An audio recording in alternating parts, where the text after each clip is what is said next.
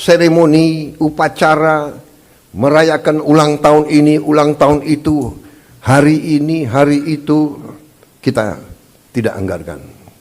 Laksanakan secara sederhana di kantor, di ruangan. Kalau perlu yang hadir hanya 15 orang, sisanya divikonkan. Dan saya terima kasih kepada tim keuangan yang telah menjalankan kajian terhadap anggaran sampai serinci-rincinya. Kalau tidak salah, mungkin sampai satuan ke-9 kalau tidak salah. Mungkin pertama kali dalam sejarah, ya, Presiden Republik Indonesia mengecek sampai satuan ke-9. Program makan bergizi kita berjalan, alhamdulillah sampai sekarang berhasil melayani 650.000 anak-anak kita di 31 provinsi. Dan untuk Januari sampai April 2025 sasarannya adalah 3 juta anak. Bulan April sampai Agustus 2025 menuju 6 juta anak.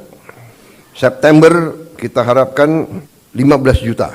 Akhir 2025 target kita adalah semua anak-anak Indonesia bisa dapat makanan bergizi. Semua perusahaan yang menerima kredit dari bank pemerintah harus menempatkan hasil penjualan ekspornya di bank di Indonesia. Perusahaan-perusahaan yang melanggar ketentuan-ketentuan pertanahan dan hutan, tidak ada perlakuan khusus. Bagi mereka yang sudah diberi kesempatan berkali-kali untuk menyelesaikan kewajiban-kewajibannya dan tidak melakukan, pemerintah akan mencabut izin dan menguasai kembali lahan-lahan tersebut. Ini hasil kerja keras pemerintah-pemerintah sebelum pemerintah kita. Contohnya, saya baru 3 bulan menjabat, saya sudah resmikan proyek yang dilaksanakan mulai 2015. Bayangkan. Teman-teman media saya kira cukup banyak bahan ya. Sekarang akan saya sampaikan hal-hal yang belum perlu Anda dengar. Kan begitu kan? Saya kira media ini masih muda-muda ya. Jadi ada hal-hal yang kalau orang tua bicara yang muda-muda yang muda-muda, anak-anak biasanya tunggu di luar. Kan begitu kan? Ya. Paling lama ini ya. Zaman Pak Jokowi sebentar dia di dalam. Subscribe Berita Surakarta.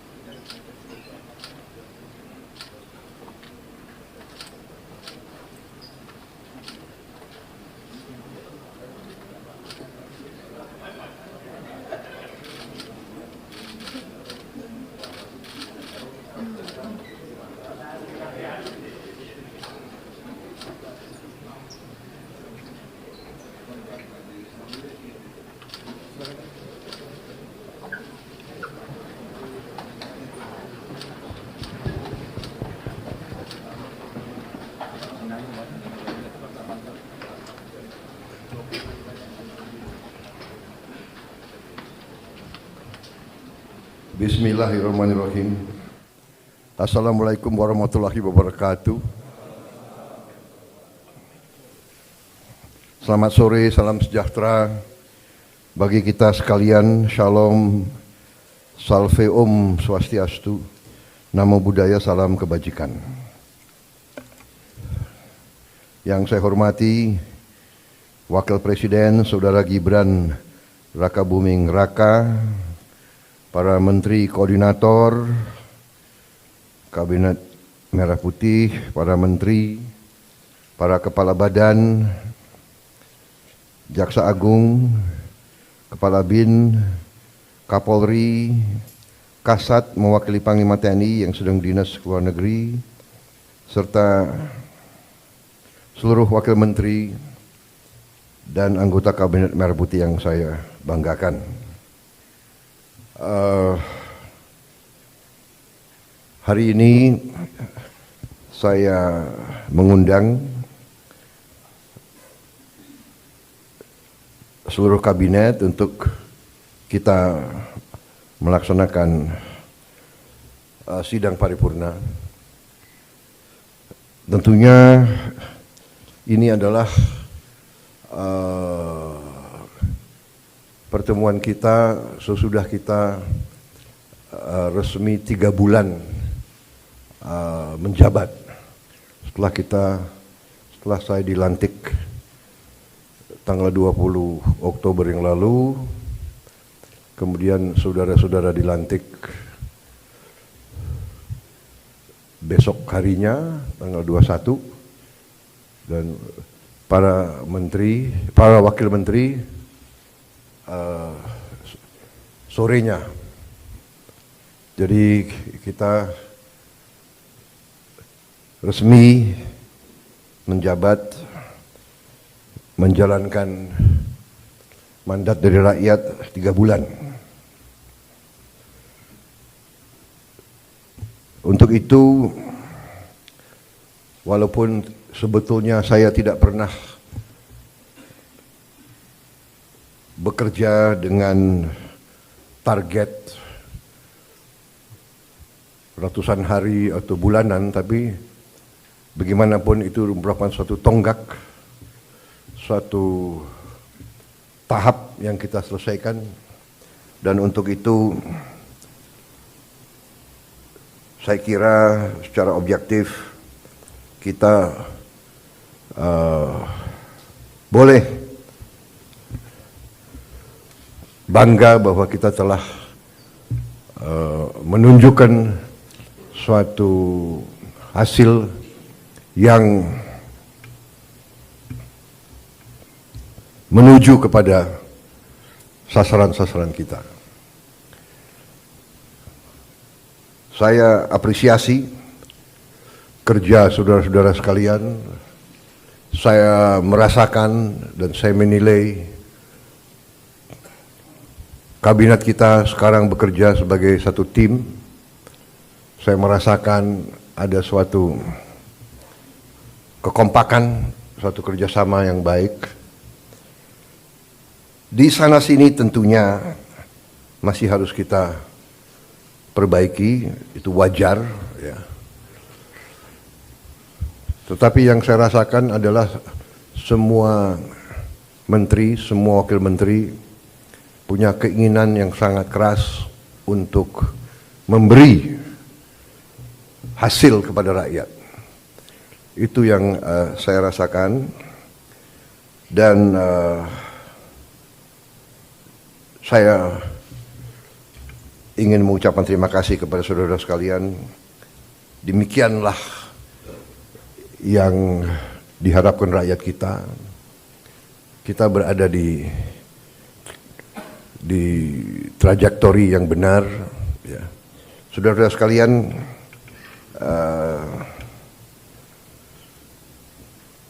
saya tadi pagi kebetulan berjumpa dengan Profesor Emil Salim, seorang senior, usianya 94 tahun, berkali-kali jadi menteri. Ya, beliau menyampaikan pesan-pesan, menyampaikan harapan-harapan dan menyampaikan apa-apa yang beliau jadikan pegangan beliau. Inti yang saya kira saya tangkap dari beliau ingatkan bahwa seorang menteri adalah seorang pejabat negara. Berarti orientasi pengabdiannya adalah negara. Kita dari sistem politik kita adalah politik konstitusional, di mana politik kita dijalankan melalui partai politik. Kedaulatan rakyat dilaksanakan melalui partai politik, melalui perwakilan. Dan itu benar bahwa sistem konstitusi kita bisa dikatakan adalah sistem campuran. Presidennya dipilih langsung dari rakyat, presidennya memiliki wewenang-wewenang presidensial, tetapi parlemen, DPR memiliki wewenang pengawasan, wewenang anggaran yang sangat besar. Dengan demikian kita telah menjalankan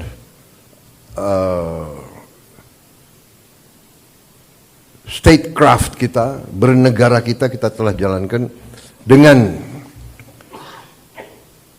tahap demi tahap, tahun demi tahun, melalui pengalaman, melalui cobaan, melalui rintangan, tapi tahap demi tahap kita telah maju, telah menyelesaikan masalah-masalah bangsa dan masalah-masalah negara. Dengan demikian, saudara-saudara, apa yang tadi disampaikan sebagai harapan para senior kita diingatkan bahwa sebagai pejabat negara, orientasi kita pertama untuk negara. Kita memang ada yang berasal dari partai politik, ada yang berasal dari organisasi kemasyarakatan dan sebagainya. Ada yang berasal dari dunia akademi, dunia ilmuwan, ada yang dari NGO, dari LSM. Tapi begitu kita sudah disumpah, begitu kita menjabat sebagai pejabat negara, orientasi kita, kepentingan kita adalah untuk negara. Dan untuk itu saya ucapkan terima kasih karena saya rasakan walaupun begitu banyak tokoh-tokoh dari berbagai latar belakang, tapi yang saya rasakan sekarang orientasi kita adalah kepentingan negara, kepentingan rakyat. Dan saya kira ini dirasakan oleh rakyat kita. Saudara-saudara, dari hasil sementara kita merasakan bahwa pemerintah kita efektif. Di akhir tahun 24, liburan hari Natal, tahun baru, berjalan dengan lancar, dengan aman. Untuk itu, saya ucapkan terima kasih kepada seluruh pejabat terkait dan jajarannya yang telah bekerja keras, Menko Polkam, Menko Infrastruktur, Menko Pangan, semua Menko, Kapolri, Panglima TNI, yang bekerja keras menjamin keamanan, keselamatan, Menteri Perhubungan, Menteri BUMN, dan semua menteri-menteri lain yang saya monitor turun ke bawah, turun ke lapangan, monitor perkembangan. Kita juga membuktikan bahwa pemerintah kita efektif. Pemerintah kita bisa menjalankan administrasi negara dengan handal. Saudara-saudara, bagaimanapun di bulan-bulan yang kritis tersebut biasanya ditandai oleh banyak kecelakaan lalu lintas, ditandai oleh ketersediaan bahan pangan, bahan-bahan pokok yang penuh dengan fluktuasi harga dan sebagainya. Kali ini kita berhasil untuk menjalankan suatu keadaan yang stabil, penuh ketenangan, penuh kesejukan. Di tengah banyak dunia dilanda konflik, ketegangan, krisis, bahkan perang, kita mampu menjaga kesejukan, ketenangan, perdamaian di negara kita. Saudara-saudara sekalian, saya juga terima kasih dalam 3 bulan kita telah memberi bukti kepada rakyat kebijakan-kebijakan kita adalah kebijakan-kebijakan yang berpihak kepada rakyat, berpihak kepada kepentingan negara. Yang pertama tentunya saya menyampaikan apresiasi kepada Menteri Keuangan dengan semua timnya yang telah menyusun APBN dengan baik, dengan cermat, kerja keras, karena saya terus-menerus monitor, saya terus-menerus menuntut penghematan, efisiensi. Saya menuntut keberanian memotong hal-hal yang tidak esensial.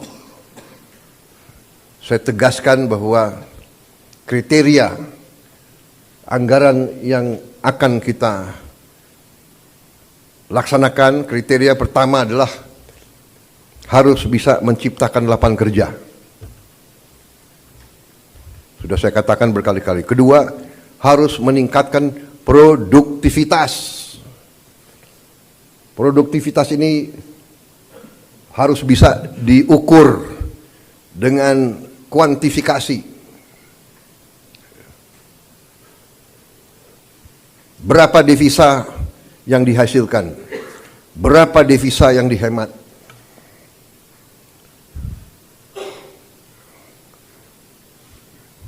Kemudian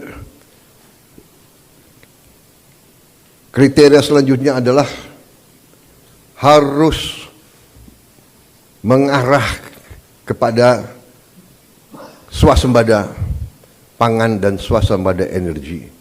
Kita harus mampu memberi makan kepada seluruh rakyat Indonesia. Tidak lagi import, dan saya terima kasih kepada jajaran menteri-menteri yang telah melaporkan kepada saya tahun 2025 lagi, tahun 2025 ini kita tidak akan import beras lagi, tidak akan import jagung lagi, tidak akan import garam lagi.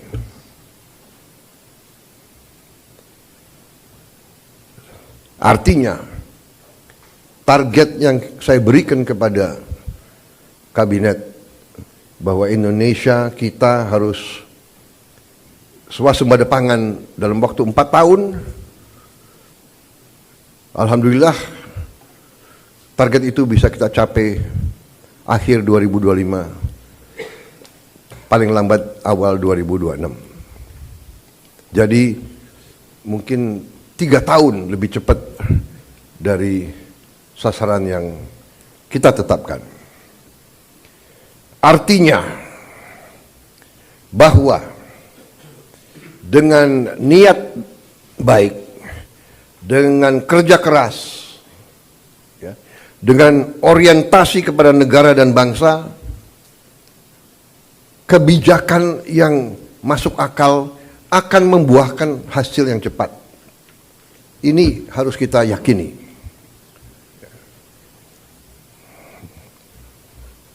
Kemudian kriteria selanjutnya adalah harus bisa memberi terobosan teknologi. Dari prioritas kita itu, satu tadi bahwa harus menciptakan lapangan kerja, tingkatkan produktivitas, swasembada pangan, swasembada energi. Dengan swasembada pangan dan swasembada energi kita aman. Kita tidak boleh bergantung kepada sumber di luar negeri. Sudah berkali-kali saya tekankan itu. Dalam krisis dunia tidak ada negara yang akan mengizinkan pangan keluar dari negaranya. Ini sudah hukum sejarah. Dan kriteria selanjutnya harus bisa menghasilkan terobosan teknologi. Berarti pengeluaran investasi untuk sumber daya manusia, untuk pendidikan, untuk sains dan teknologi, ini termasuk sesuatu yang vital dan sesuatu yang harus kita jalankan. Jadi saudara-saudara, saya tegaskan kembali bahwa hal-hal di luar itu yang bersifat seremoni, upacara, merayakan ulang tahun ini, ulang tahun itu, hari ini, hari itu, kita tidak anggarkan. Perayaan sejarah, perayaan ulang tahun laksanakan secara sederhana di kantor, di ruangan. Kalau perlu yang hadir hanya 15 orang, sisanya di Vikonken.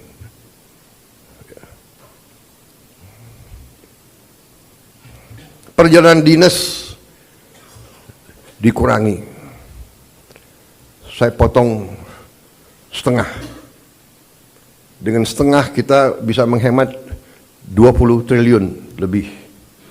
Kalau kita hitung 20 triliun, berapa puluh ribu sekolah, gedung sekolah bisa kita perbaiki.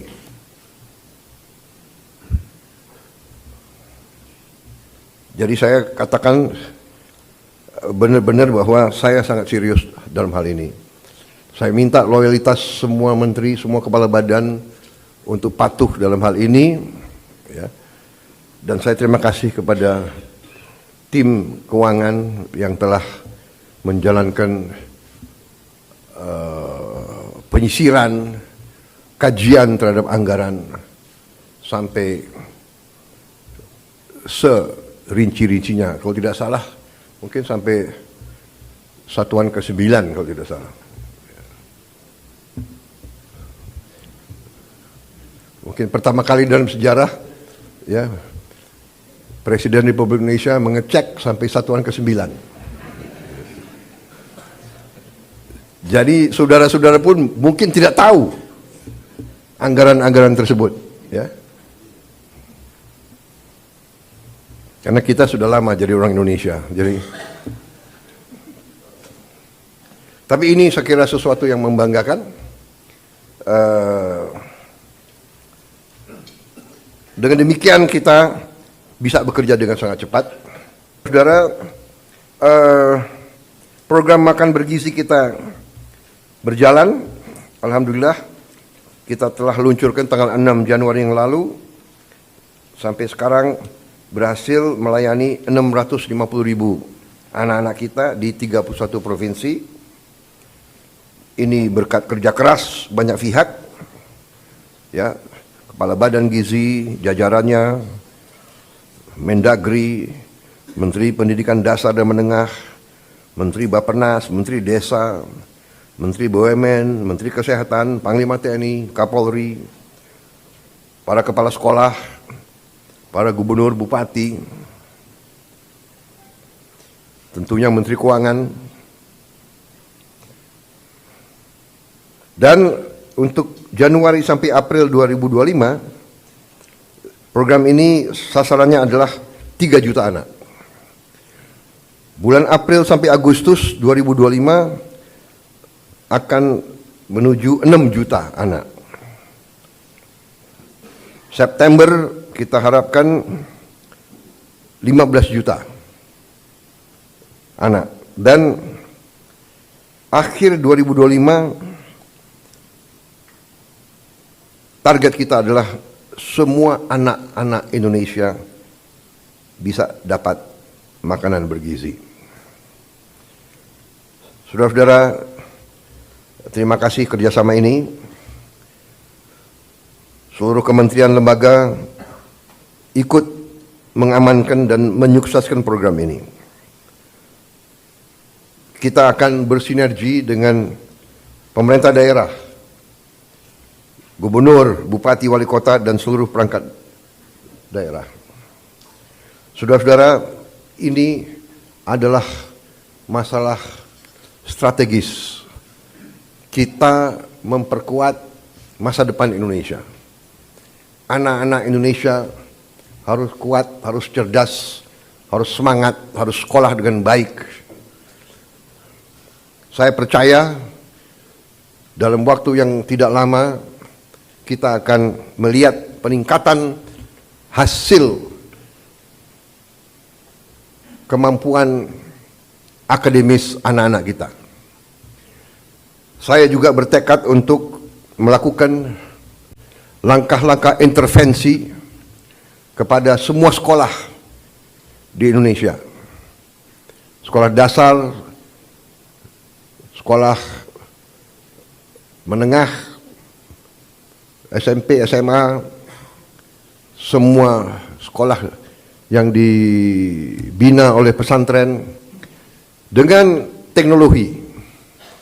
Kita akan masuk ke semua sekolah dengan teknologi. Kita ingin mempercepat penyampaian pelajaran untuk semua sekolah kita. Saudara-saudara, saya juga berterima kasih kepada Menko Perekonomian dan tim ekonomi yang telah menggagas, menyusun konsep-konsep yang diwujudkan dalam produk-produk, dalam kebijakan-kebijakan yang pro rakyat, penghapusan hutang kepada petani dan nelayan yang mengalami kesulitan membayar sekian belas tahun, kemudian juga berbagai bantuan langsung, berbagai bantuan mengurangi kewajiban-kewajiban terutama rakyat yang di golongan yang paling bawah dan paling lemah. Saya kira nanti mungkin Menko Perekonomian dengan Menteri Keuangan bisa juga jelaskan ke masyarakat berapa kebijakan-kebijakan yang telah kita lakukan. Kita juga dalam waktu dekat kita juga akan mewajibkan semua perusahaan yang menerima kredit dari bank pemerintah harus menempatkan hasil penjualan ekspornya di bank di Indonesia. Saya kira ini hanya wajar, ini masuk akal. Mereka berusaha dengan dana yang bersumber dari rakyat Indonesia. Setelah mereka berusaha dan mereka lakukan penjualan, hasil penjualannya wajar kalau ditaruh di bank di Indonesia. Ini saya kira segera akan keluar dan akan berlaku kurang lebih 1 bulan yang akan datang. Ya. Jadi ini adalah sesuatu yang logis, yang masuk akal. Kemudian saya juga sudah memberi keputusan kepada unsur penegak hukum, Jaksa Agung, BPKP, Kapolri, dan Panglima TNI untuk menegakkan hukum dan aturan khususnya bagi perusahaan-perusahaan yang melanggar ketentuan-ketentuan pertanahan dan hutan. Ketentuan-ketentuan kita harus dipatuhi. Tidak ada yang memiliki perlakuan khusus. Bagi mereka yang sudah diberi kesempatan berkali-kali untuk menyelesaikan kewajiban-kewajibannya dan tidak melakukan, ya pemerintah akan melaksanakan kewajibannya, mencabut izin dan menguasai kembali lahan-lahan tersebut. Apalagi lahan-lahan itu adalah hutan lindung dan sebagainya. Jadi ini juga langkah yang akan kita laksanakan.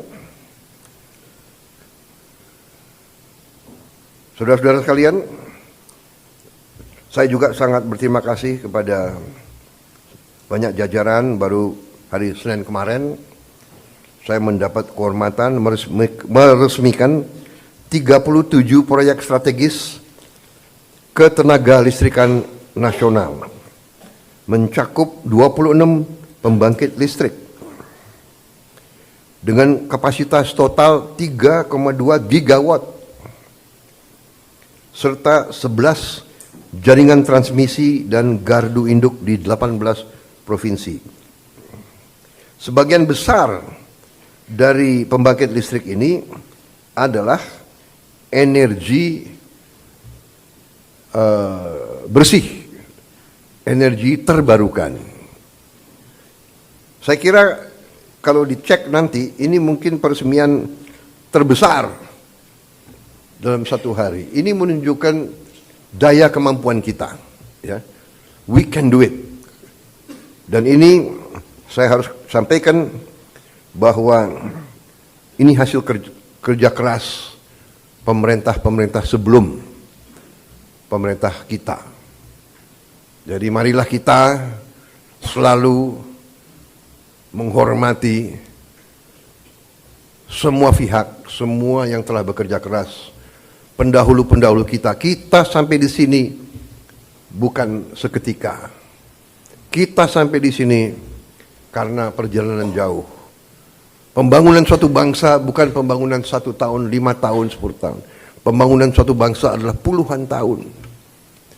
Apa yang dirintis Bung Karno, kita nikmati sekarang. Apa yang diteruskan oleh Pak Harto, kita teruskan, kita nikmati sekarang.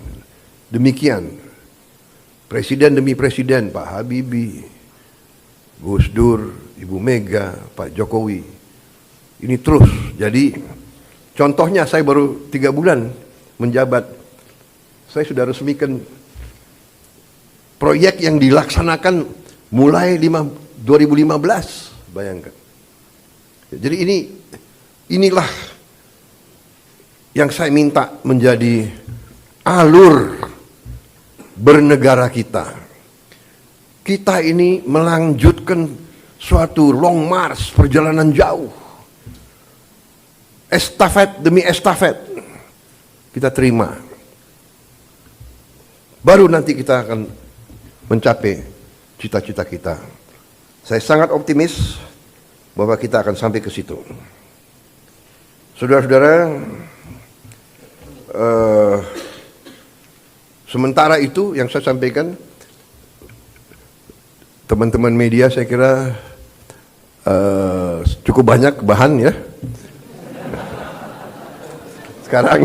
Sekarang akan saya sampaikan hal-hal yang belum perlu Anda dengar. Kan begitu kan? Saya kira media ini masih muda-muda ya. Jadi ada hal-hal yang kalau orang tua bicara yang muda-muda yang muda-muda, anak-anak biasanya tunggu di luar. Kan begitu kan? Ya. Terima kasih sementara. Ya.